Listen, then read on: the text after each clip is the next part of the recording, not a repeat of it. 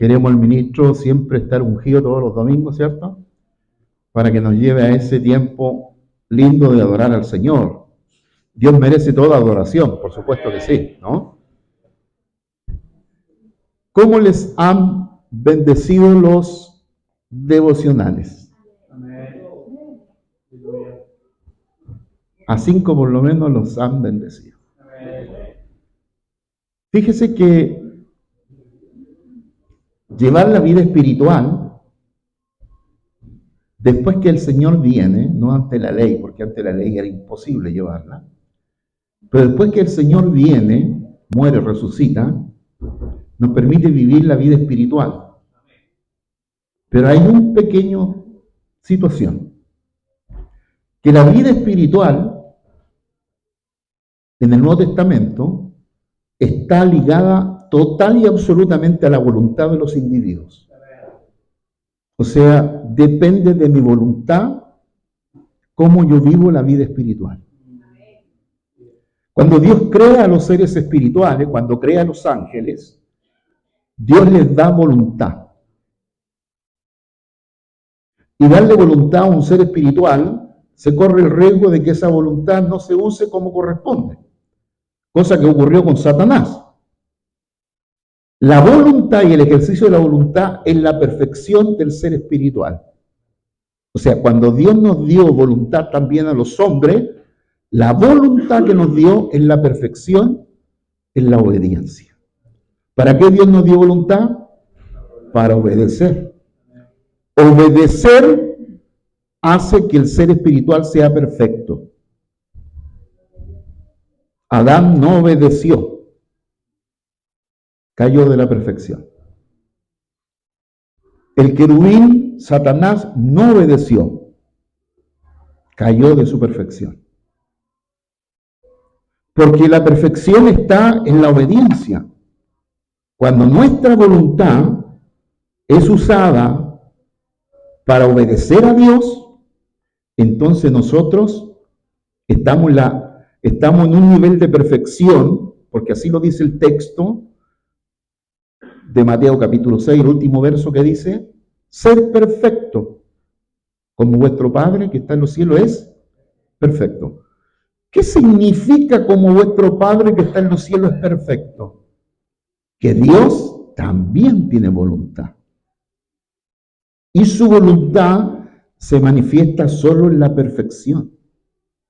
Porque Dios es perfecto, ¿cierto? Pero ¿podría no serlo?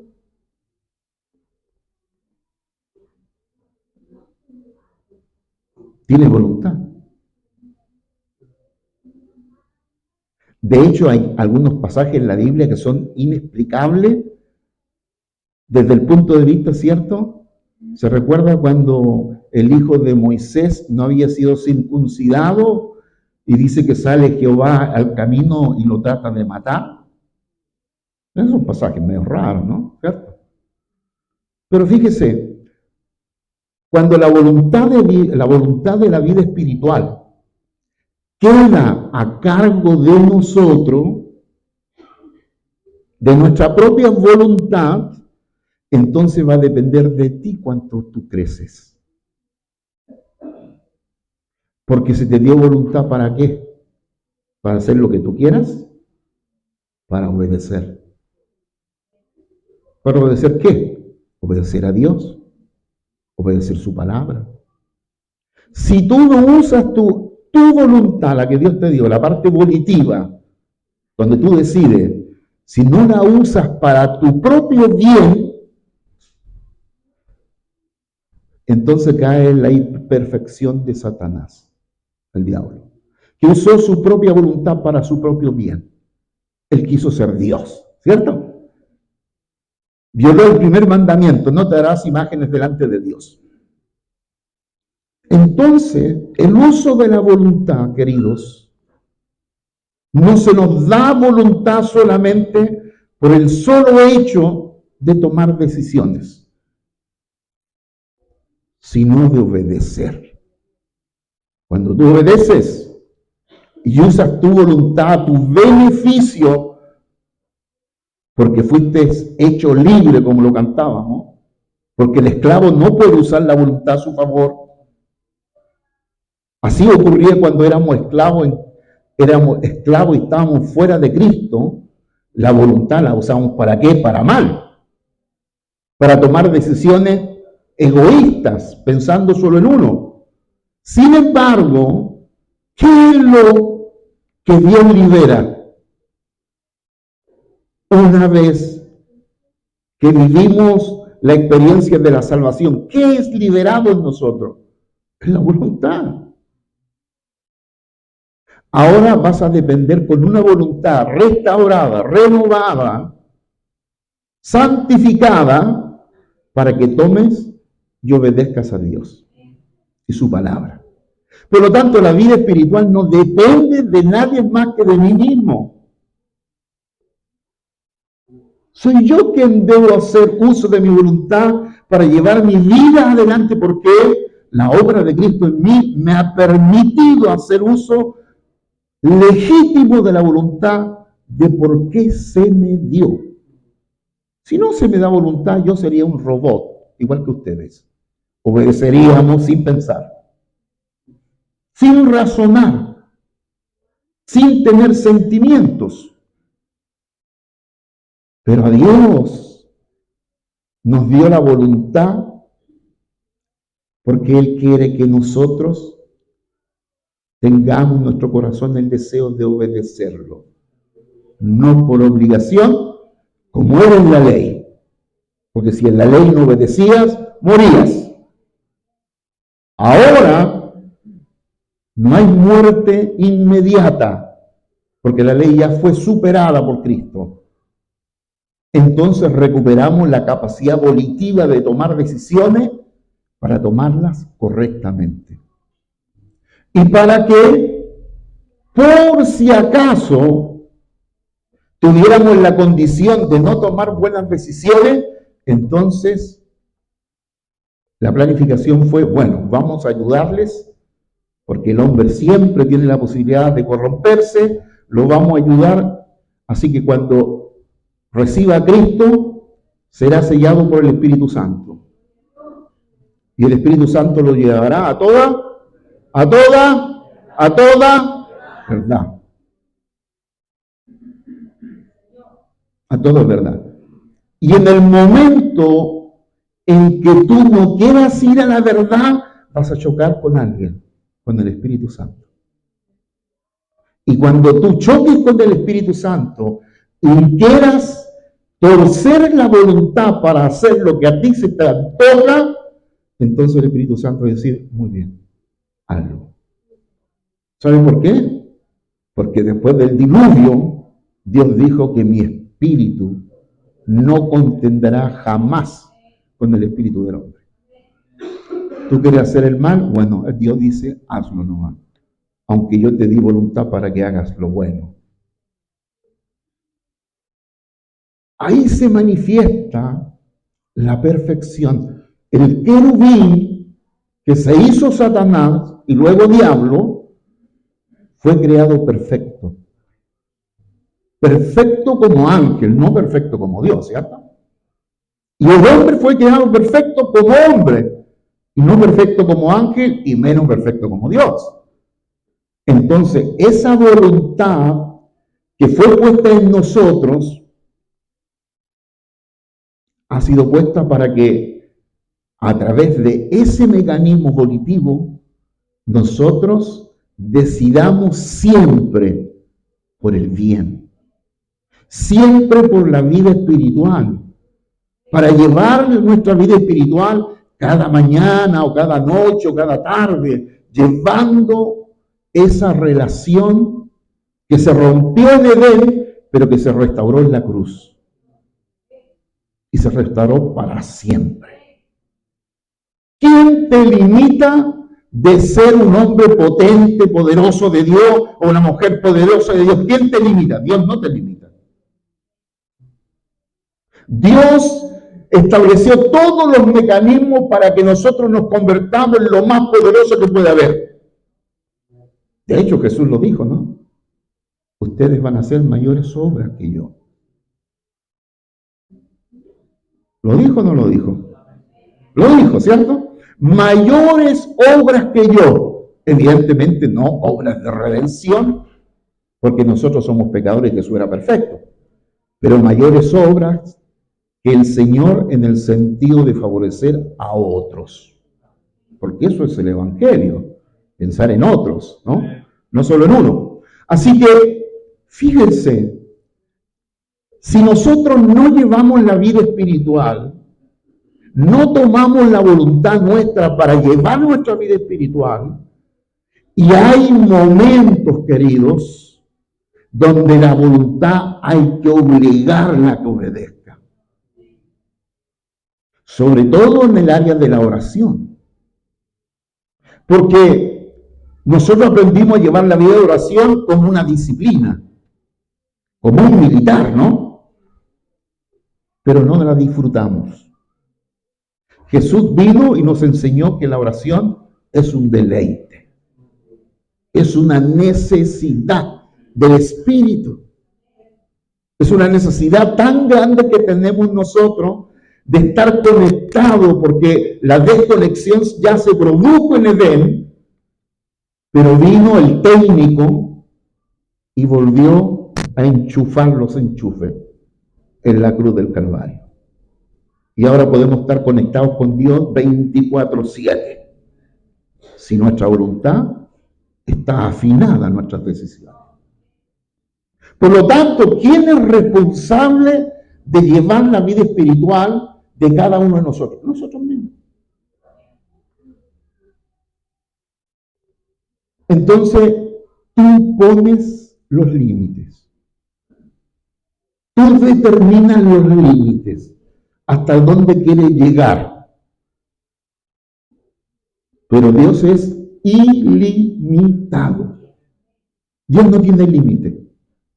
Por lo tanto, nosotros no debemos poner límites en la capacidad que Dios nos ha dado y nos da para avanzar, para crecer. No hay límites.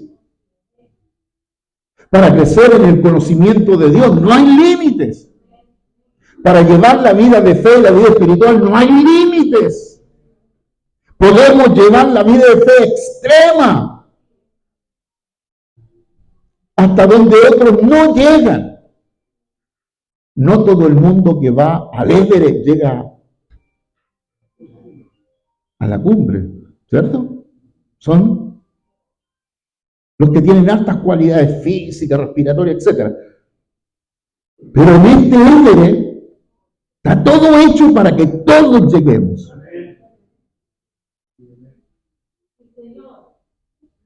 Para que todos ejerzamos ese elemento sine qua non en todos nosotros que se llama voluntad. Y la vida de fe, querido, en el Antiguo Testamento no se usaba la voluntad.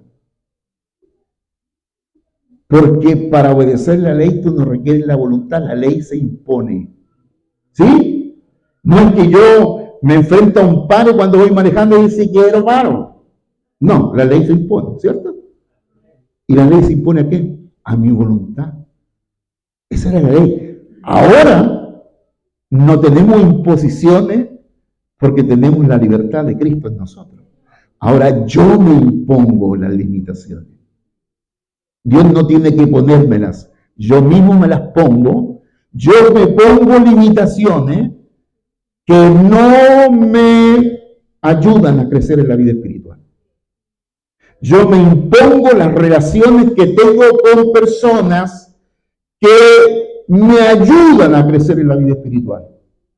Y los que no me interesan. Por lo tanto, después de tener una tutela por tantos años, dependiendo de que otros te lleven la vida de fe a ti, y así fue en el Antiguo Testamento, lean capítulos 9 y 10 del libro de Hebreo, y sabrán que la vida espiritual la llevaba el sumo sacerdote. Había una tribu especial llamada de Leví, que llevaban todos los ejercicios religiosos y espirituales y reemplazaban al pueblo. Por lo tanto, el pueblo no oraba nunca. ¿Quién oraba? El sumo sacerdote. El cambio de paradigma del antiguo, de la ley, al Nuevo Testamento, ahora Jesús dijo que es el sumo sacerdote, pero ya no de la tribu de Leví, de la casa de Judá. ¿Que Judá qué significa? Alabanza. Ahora voy a entregar la tutela a ustedes, porque han sido restaurados en su espíritu. El espíritu ya no es incrédulo, ya no es ciego, ha sido revivido. Por eso el primer Adán fue alma viviente, pero el segundo Adán que fue espíritu vivificante. Así que la vida de Dios, la vida de fe, nos ha sido vuelta. Así que todos nosotros le ponemos límite a la vida de fe hasta dónde podemos llegar y qué queremos hacer. Pero Dios dice, no le pongas límite, porque yo soy ilimitado, no tengo límite. No tengo límite. El seno del Padre no tiene límites. Los límites me los pongo yo por causa de mi crecimiento, de mi fe, de mi desarrollo, de mi extensión. Y esos límites son fundamentalmente por causa de mi crecimiento. Yo no hablo con ciertas personas, no me interesa andar en ciertas reuniones, no me interesa salir con ciertas personas, no me interesan porque no están orientadas a lo que yo estoy propuesto en crecer en Dios. Fíjese en Nehemías. Hubieron los enemigos de Nehemías, que usted ya lo conoce, ¿cierto? Tobías, Sanballat y Gremel, el árabe, ¿no? Cuidado con los árabes, que buscaban el mal de Nehemías. Cuando vieron que todos los muros estaban listos, dijeron, este va en serio. Entonces hay un verso que es 6:3, para que lo puedan poner, y dice, y les envié mensajeros diciendo, yo hago una gran obra. No es pequeña, una gran obra. Y no puedo ir porque cesaría la obra dejándola yo para ir a vosotros. Queridos, Dios nos encargó una gran obra. No solamente en la construcción que estamos haciendo, que con Pastor José ayer participamos del culto de envío de Ramón y Anita, con un templo inmenso, extraordinario, ¿cierto, José? Sacamos la cuenta nosotros que ya estamos especialistas en cuánto vale la lata, cuánto vale tal. Por lo menos 300 palitos en ese templo. Ahí para arriba, ¿no? La gran obra no es material. Aunque aquí en Nehemías es material la obra. Porque evidentemente se está levantando un gran muro, ¿no? Me da la impresión que Trump leyó Nehemías. Levantó un gran muro ahí para que los mexicanos no se pasen por el otro lado. Pero fíjese, Nehemías estaba tan concentrado en la tarea y en la misión que Dios le había dado, fruto de su tiempo de orar, buscar a Dios, llorar delante de Dios, sentarse, llorar, orar, ayunar y orar. Las 4 acciones de las que hablamos. Era ministro de la corte más importante de la época. Podría haber dicho, ¿qué me importa a mí esto? Sigo en mi confort, en mi tranquilidad, sigo en mi bendición. ¿Qué me importan los demás? Pero Nehemías no fue así. Le caló profundo la condición de otros. Y tan profundo que fue capaz de hacer lo que nadie se atrevería a hacer delante del rey Artajerjes. o de Ciro, cualquiera de los reyes persas, porque significaba muerte. Significaba muerte inmediata, sin apelación, sin juicio, sin un fiscal que investigara la razón. Inmediatamente. Pero cuando la obra de Dios cala nuestro corazón, cuando la obra de Dios, nuestra obra, no es la obra de los otros, bueno, esfuércense los otros, no, es la obra nuestra, la obra de Dios es la obra nuestra. Y nosotros estamos llamados a involucrarnos a esta misión. Hoy día estamos construyendo algo físico, que dará para las posteridades, ¿no? Las generaciones posteriores, para los nietos, para los bisnietos, qué sé yo. Pero tenemos una obra mayor, construir nuestra propia casa. Y en esa obra de construir nuestra propia casa, cada uno de nosotros construir nuestro espíritu, el único que tiene la responsabilidad soy yo mismo. Sí, aquí está el pastor, los pastores, para animarles. Eso lo hacemos el día domingo. Predicamos el querigma o el queruso para animar la fe de ustedes y que cuando ustedes salgan de aquí, no, allá ahora mismo empiezo. No, esta noche quiero. Me quedo a orar esta noche, de las 2 hasta las 3 de la mañana. A ver qué se siente. ¿Qué se siente el hermano que está ahí? O sea, si yo no tomo el protagonismo en mi propia vida de fe, nadie lo va a tomar. Si yo doy lugar al pate goma, llamado el diablo, va a asumir la responsabilidad. ¿Y sabe? La estrategia de Satanás, que es un ángel de luz, no es confrontarlo a usted, sino es embolarlo a usted, embolarle la perdiz, desconcentrarlo, desenfocarlo, para que usted ¿qué? Ponga la atención no en la obra de Dios, sino en otras cosas. Después de caminar siendo de un muchachito joven de 17 años en el Señor, me doy cuenta que una de las estrategias más mortales de Satanás es el desenfoque, desenfocarnos a nosotros. Porque cuando uno se desenfoca, uno invierte tiempo en lo que no vale. Invierte dinero que Dios te ha dado para su obra, para que te involucre en la obra, lo invierte en cosas que no tienen mayor importancia y esas cosas, esas inversiones no producen en el cielo ganancia. Por si no sabía, te lo digo, vas a dar cuenta de toda la plata que recibiste aquí, vas a dar cuenta arriba. Por si acaso, por si acaso.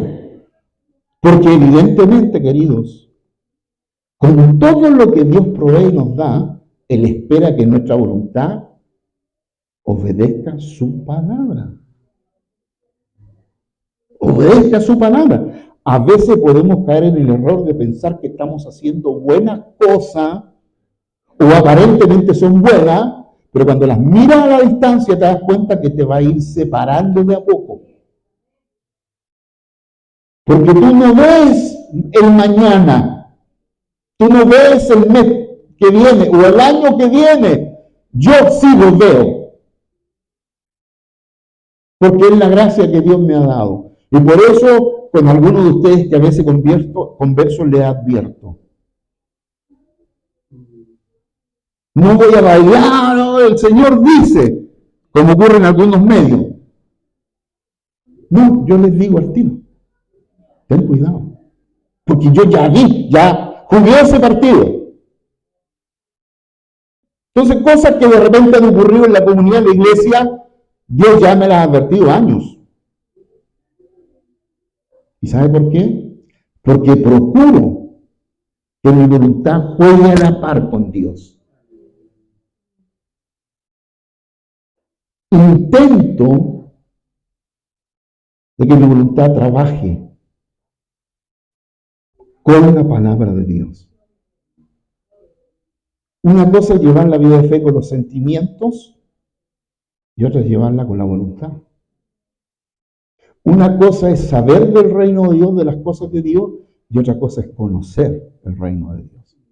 Conocer implica vivencia, experiencia. Saber puede saber cualquiera. Pero cuando nosotros, queridos, llevamos adelante nuestra vida de fe, pues por eso como seres espirituales se nos dio la voluntad, la capacidad de tomar buenas decisiones y con una ayudita más por si acaso, cuando viene el Espíritu Santo, pero insistimos en las malas decisiones, el Espíritu Santo no va a contender con nosotros, nos va a dejar. Que hagamos lo que queramos, porque Él ya nos dijo, nos advirtió y nos habló. Ahora, si nosotros queremos vivir la vida de fe como nosotros nos dé la gana, bueno, tenemos todo el derecho a hacerlo. Pero no esperes buenas cosas. Porque Dios no tolera cosas. Y simplemente si nosotros toleramos aquellas cosas que Dios no tolera, entramos en un conflicto con Dios y con su palabra. Simplemente. No, es que Dios es tan bueno, tan amoroso, que Él nos entiende. Bueno, ¿y por qué se nos ha ido al infierno la gente? ¿Y es tan amoroso? Es amoroso con los que obedecen, ¿no? Con los que aman a Cristo y están en Cristo. Por lo tanto, Nehemías, siendo tentado por estos tres malandras, que dice el texto del capítulo 6, que después lo pueden leer, que lo estaban llamando a una reunión, pero tenían intención de hacerle mal. De joderse a Nehemías. Sería como tratar de joderse al John, ¿no? Porque es el que nos va ayudando en la construcción. Por eso hay que orar por el John. Entonces, Nehemías, ¿qué hace? Le manda mensajero, le dice, no, yo no tengo tiempo, la obra que estoy haciendo es tan grande que no tengo tiempo para distraerme. No tengo tiempo para desenfocarme. Mire, la expresión gran es una obra tan grande que la palabrita significa que tiene una magnitud tan trascendente, la obra y la misión que Dios me ha dado, que no tengo tiempo para distraerme en otras cosas. Su magnitud es tan grande. Ahora, ¿cuántos de nosotros consideramos la obra de Dios con una magnitud tan grande que estamos dispuestos a ir más allá de dar recursos para que la obra se termine, y más allá extremo de vivir nuestra propia vida de fe? ¿Cuántos más somos capaces de entender esta gran obra y de asumir esa gran obra que el Señor está llevando adelante? Y ponerme a favor de Dios, y ponerme a favor de Él, y colaborar con ese proceso. O sea, la obra no es solo una construcción de piedra, de palo, de materiales, sino que es una restauración de nuestra propia vida, de nuestro propio ánimo. Dios quiere obrar muchas veces nuestro propio ánimo que anda caído. ¿Y por qué anda nuestro ánimo caído a veces? Se nota en el espíritu. Y yo puedo ver eso espiritualmente. Ver el rostro de las personas y saber cómo andan, cómo están. A veces muero piola, porque he escuchado muchas veces a Dios decirme, tú no digas nada, déjame tratarlo a mí. Y a los que le hablo, es para que Dios no los trate, porque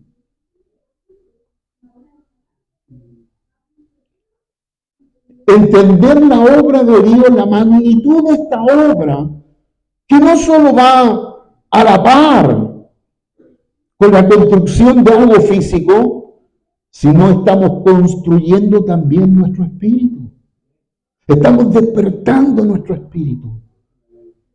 Predicamos durante 3 meses sobre despertar el espíritu, ¿cierto? ¿Y despertó?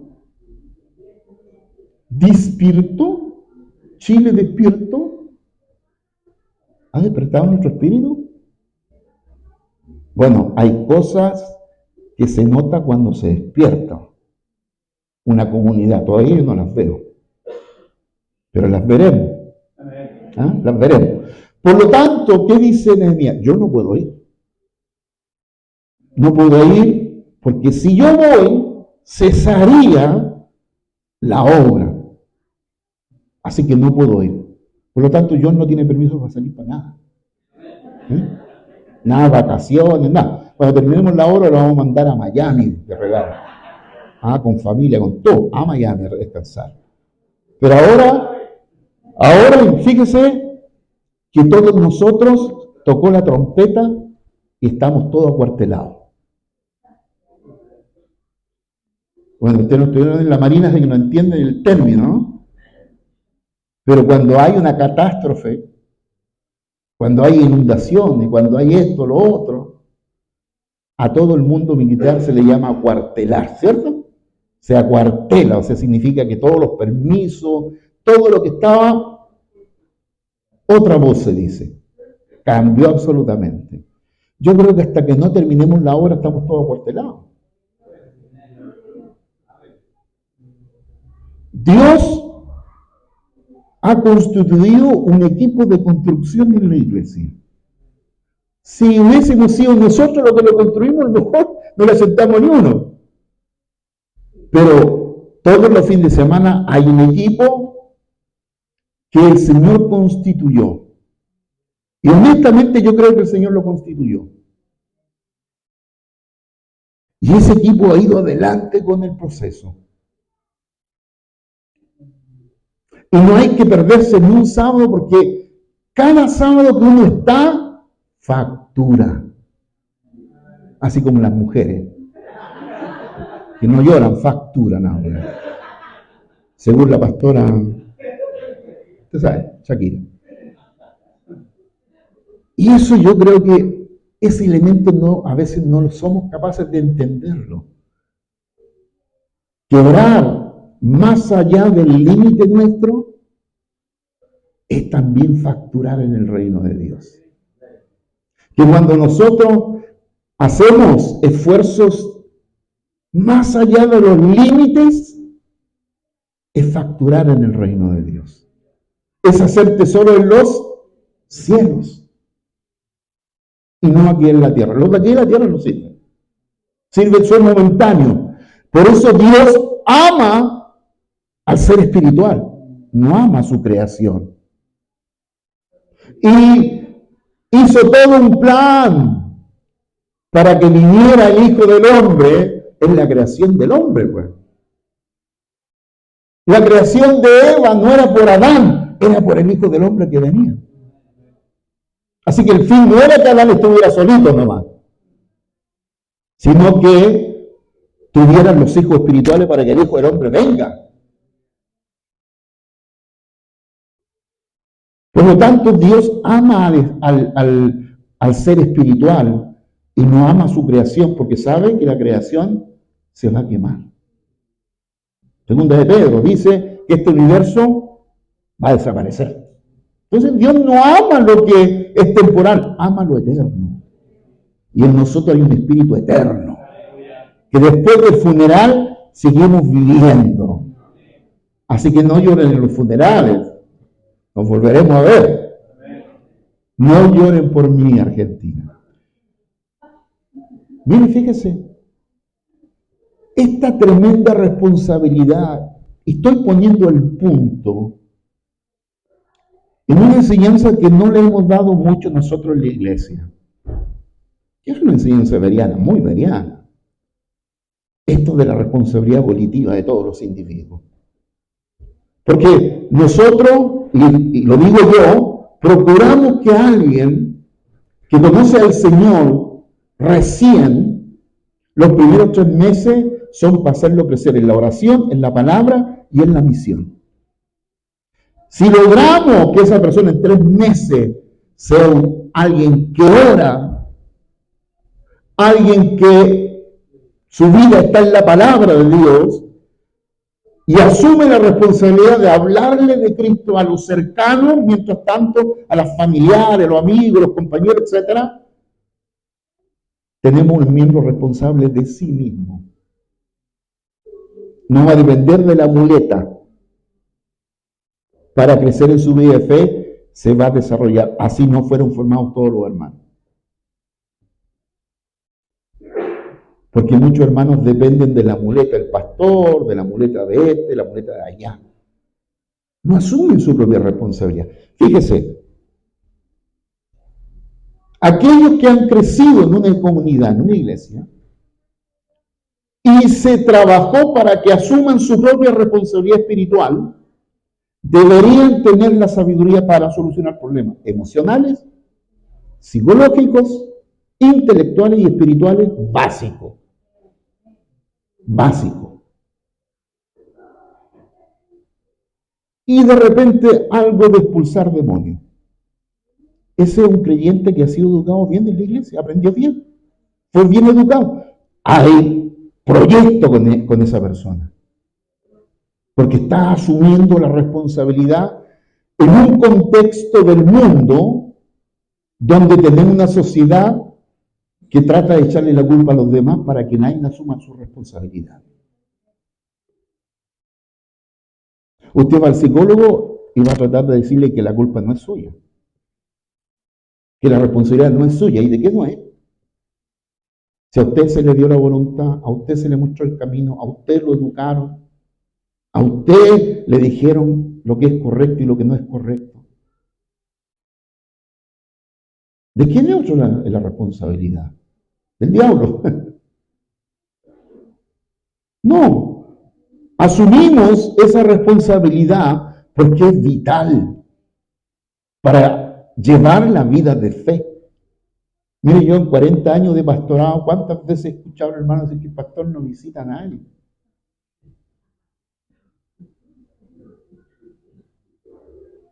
¿Y quién dijo que el pastor tenía que visitar a los hermanos?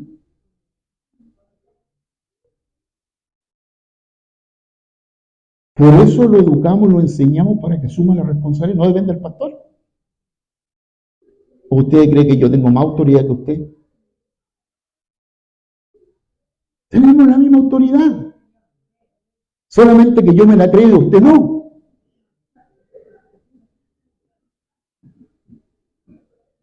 Pero asumimos mismas responsabilidades. ¿Cuál es la diferencia entre usted y nosotros? Usted y un pastor. La responsabilidad. El pastor es más responsable que usted. Porque le han puesto más responsabilidad. Dios lo hace más responsable de los espíritus que le pone para pastorearlos. Así que, fíjese, ese capítulo 6, que yo espero que ustedes lo lean, Nehemías está hablando de esa grandeza de Dios. Y dice que la mano de Dios está para protegernos. ¿Se recuerdan? La mano del Señor, la gran mano de Dios está sobre la gran obra que se nos ha dado para llevar a cabo. ¿Usted cree que tener una familia, tener hijos, educarlos, desarrollarlos, que crezcan, que se casen, formen su familia, es una pequeña obra? Es una gran obra. Hay gente que no termina la pega. Hay gente que no termina el proceso. Ya ver tus nietos habla bien de ti. Pues en el Antiguo Testamento ver los nietos y los bisnietos era vivir llenos de días. Y después de morir, era morir llenos de días. O sea, moría con la bendición de Dios. Bueno, en nuestra cultura no es así, ¿no? Esa es la cultura de Oriente. En Occidente no se mira así. Aquí sálvese quien pueda. Así que el peligro de las distracciones, de las invitaciones que provienen muchas veces del enemigo, pero camuflados en personas, individuos que son cercanos a nosotros y los apreciamos. Por eso no cuestionamos la invitación. Pero en el caso de Nehemías, ¿qué hizo? Dice que discernió que estos eran maluros. Esta invitación no es buena. Entonces, no todo lo que aparenta ser bueno es bueno. Porque si te extrae, te saca de la gran misión u obra que Dios te ha puesto, entonces lo que muy puede parecer bueno aparentemente, al contrastarlo con lo que Dios te ha misionado, entonces no es tan bueno.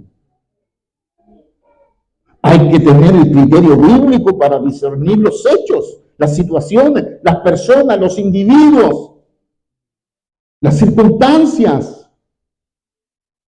Hay que desarrollar el espíritu de discernimiento ante las situaciones. No todo lo que brilla es oro.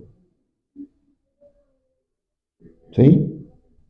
Por lo tanto, asumimos una responsabilidad todos nosotros. Cuan más, cuan menos. Todos nosotros tenemos una responsabilidad. Dios ha puesto una responsabilidad en todos nosotros. Este buque no lo llevamos uno o dos, lo llevamos todos. Se hunde, lo hundimos todos. Yo por lo menos sé nadar. Así que Nehemías es el ejemplo del liderazgo sacrificial. Sacrifica una posición, una carrera, un lugar de privilegio al lado del rey. Sacrifica todo por lo que Dios le plantea. Pero es un sacrificio con enfoque. Y al salir de allá, se vuelve acá, que cuando llega a Jerusalén, ustedes han leído los textos, le entristece el corazón. Estaba todo quemado, destruido, como ahora, ¿no? Si Nehemías va a pillar lo mismo, eso no ha cambiado nada la cosa. Entonces Nehemías se enfoca. ¿Y qué dice? Hay que construir los muros. Entonces, como buen líder que ha entendido, que ha vivido su vida en la casa del rey, del emperador, y que ha visto la administración, porque el imperio medio persa fue inmenso de grande, nada menos conquistó el imperio babilónico. Sabe de planificación, sabe de administración, porque esa tarea no solo es construir, es planificar, es administrar. Me recuerdo que Eli nos habló en el devocional sobre el tema de la administración, de ordenar las cosas, las prioridades. Y yo cuando veo cada uno de los videos en la mañana, al despertar temprano, veo el video, aquellos que lo han puesto a la hora temprana, se me alegra el corazón. Eso es bien carnal, ¿eh? Es vanidoso, es vanidad. Digo, Bueno, tenemos una iglesia llena de predicadores y predicadoras, de maestros, de maestras. Tenemos al apóstol y Dios está levantando a los evangelistas, a los profetas, a los pastores y maestros.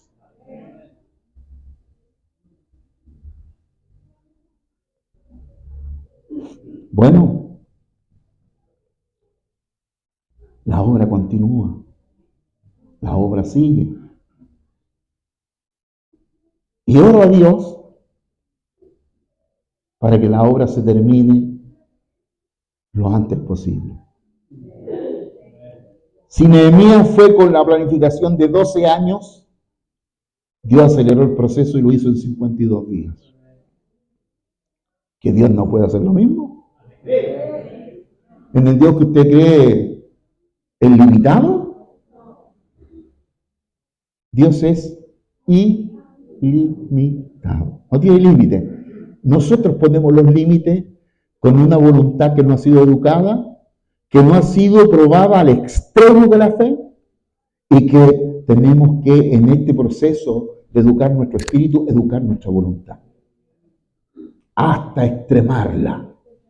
¿Hasta qué punto nosotros somos capaces de obedecer a Dios? ¿Hasta qué punto nosotros somos capaces de renunciar a nuestros propios derechos, a nuestras propias posesiones, por amor del reino de Dios? Sí, tiene que ser probada nuestra voluntad.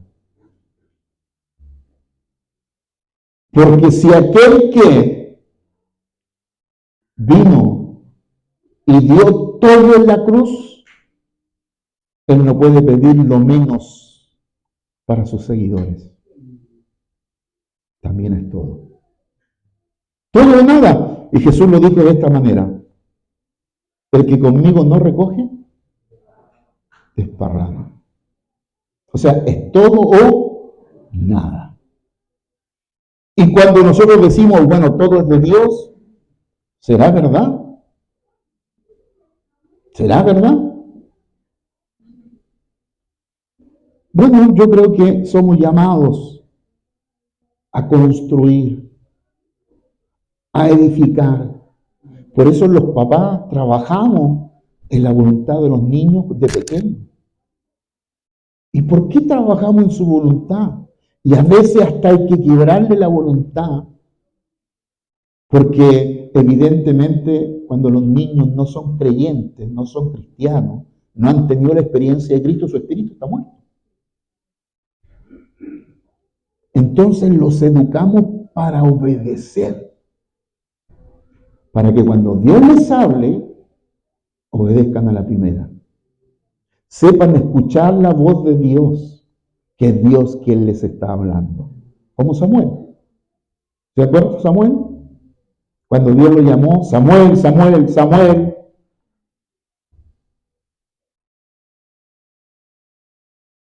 Heme aquí. Tu siervo escucha. ¿Sí? Trabajamos arduamente, enfocados.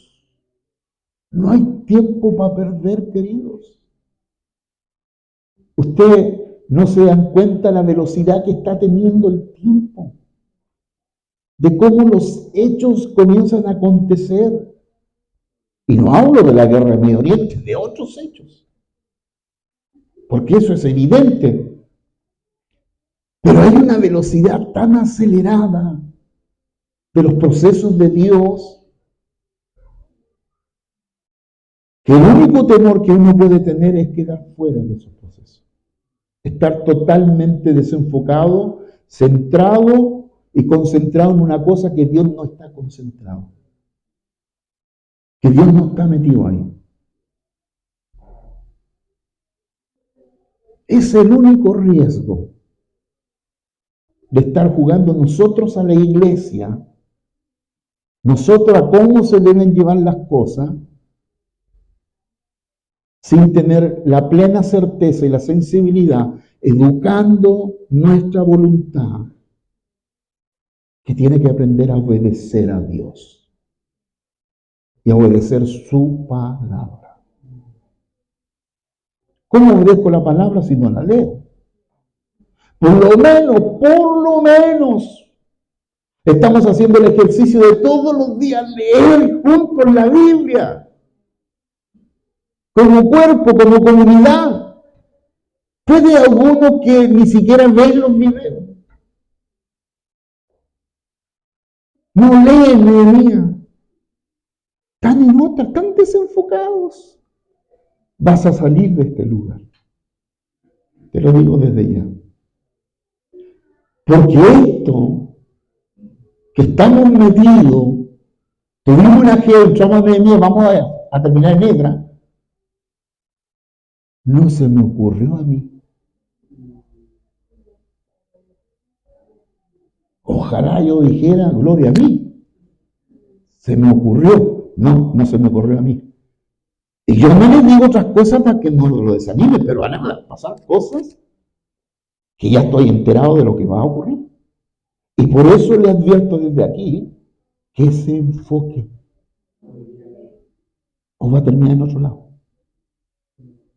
Enfóquese. Es el llamado de Dios.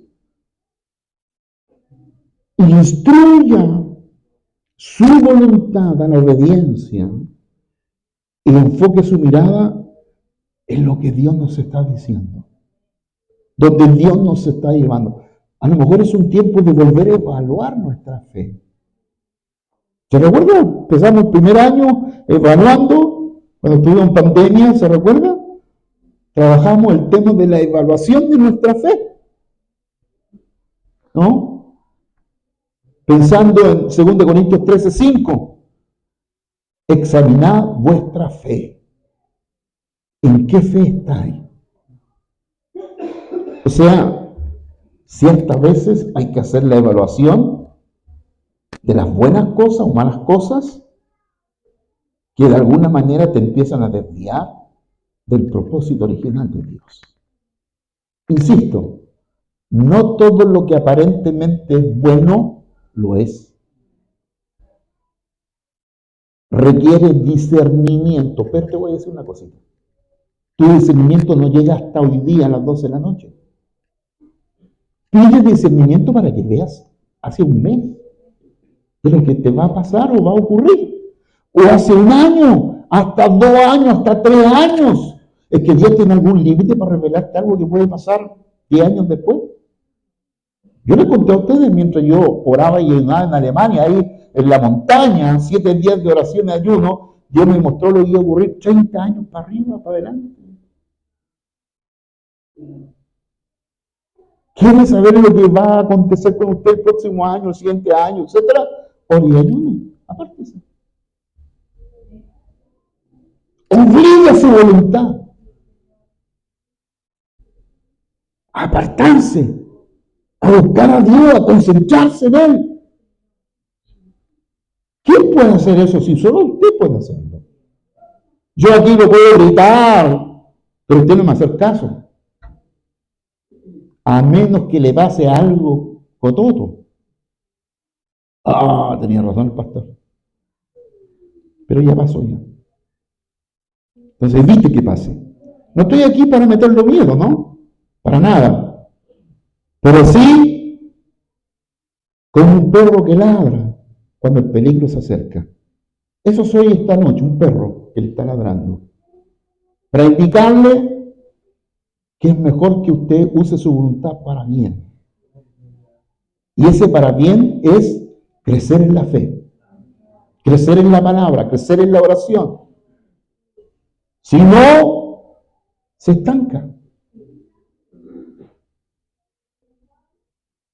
Y usted sabe cuando el agua se estanca, ¿qué pasa? Se pudre. El olor es fétido. Pero cuando nosotros como comunidad nos enfocamos, nos reorientamos para enfocarnos en aquello que Dios nos está diciendo, entonces nos constituimos en un grupo potente. Porque hay cosas más potentes que personas enfocadas en lograr una meta, en tener una visión, en luchar hasta lograrla. Bueno, han habido hombres en la historia, le menciono uno, pastor negro, llamado Martin Luther King Jr., hijo de pastor, que él dijo, tengo un sueño. I have the dream. Yo tengo un sueño, que algún día en las montañas coloradas, etcétera, etcétera, el hombre blanco y el hombre negro vivirán juntos. No se ha logrado en la totalidad, pero su sueño se cumplió. ¿Y qué le significó? Un balazo en la cabeza. Porque a veces los soñadores, porque a veces los místicos que son capaces de ver más allá de lo que ve la mayoría, corren el riesgo de que lo maten. O que simplemente lo peguen. Porque otros no entienden, no ven. Se ven a sí mismos, pero no ven lo otro. Así que Nehemías nos está enseñando la importancia de estar enfocado en la misión de Dios. En dejar los demás enfoques, las demás preocupaciones. Que mi gran preocupación o mi gran ocupación sea por el reino de Dios. Pedimos a Dios discernimiento. Ser capaces de entender el momento, el tiempo que estamos viviendo. Señor, denos discernimiento para saber tomar las mejores decisiones, las buenas decisiones, las que van a traer honor y gloria a tu nombre, donde tú serás glorificado y no nosotros lo glorificado, donde el Señor ponga valentía y ponga persistencia, ponga determinación. Estamos determinados a terminar lo que empezamos. No seremos los necios que no supieron medir la torre y no pudieron terminarla. No. Llevamos adelante la obra de Dios, la vamos a terminar. Sí o sí. Sí o sí. Por lo tanto, el discernimiento, la valentía y el enfoque y la constancia son fundamentales en todos nosotros. ¿Sí? Fundamentales. El llamado que Dios nos hace como comunidad significa asumir la responsabilidad con determinación. Determinados, total y absolutamente, identificados y manteniendo el enfoque en la gran obra que Dios ha puesto por delante. Sí, porque esta es la gran obra de todos nosotros. Tú tienes una gran obra en casa, aquellos que están criando todavía, que tienen tantas dificultades en el siglo de hoy para criar niños, adolescentes, ayudarle a construir su identidad, su imagen de sí mismo. Es todo un trabajo. Y una mamá y un papá que no toma conciencia real de eso, va a destruir su hijo. Pero la identidad hay que construírsela en casa. No que se la construyen los profesores, los amigos, el mundo, las redes sociales. Y por eso tenemos la cantidad de muertes de suicidio adolescente en Chile. El país donde hay más muertes de suicidio de adolescentes. Alguna vez lo tuvo Japón, después lo tuvo Corea.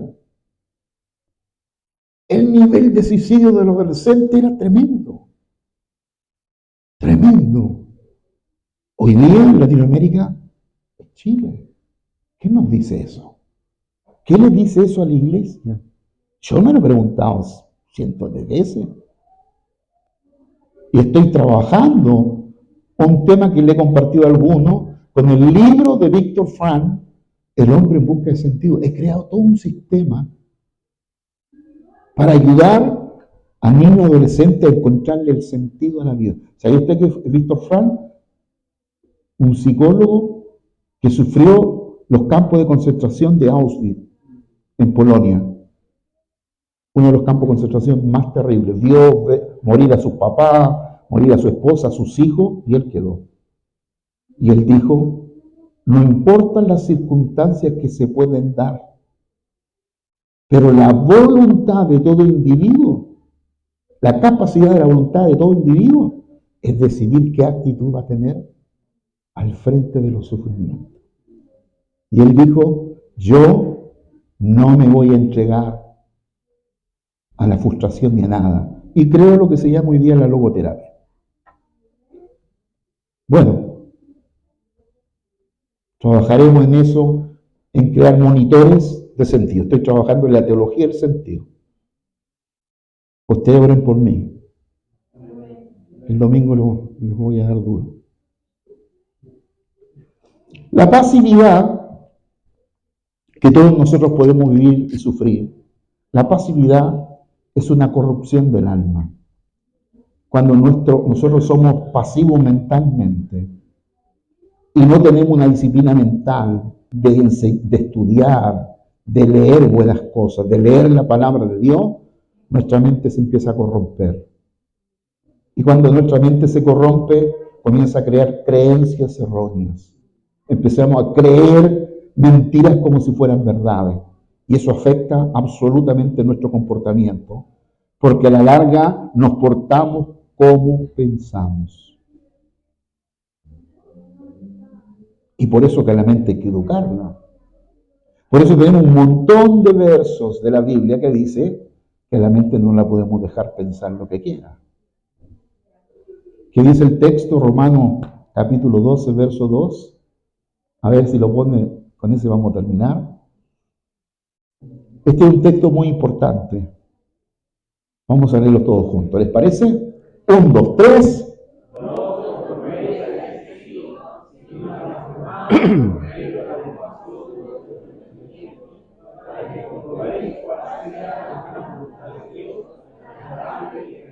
Un, dos, tres.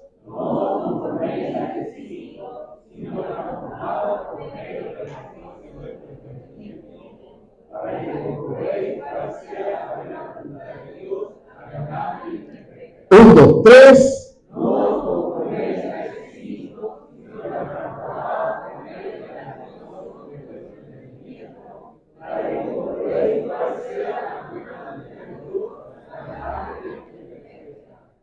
Agradable y perfecta. Vamos a orar, Padre.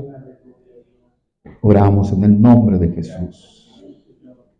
Señor, tu palabra nos constriñe. También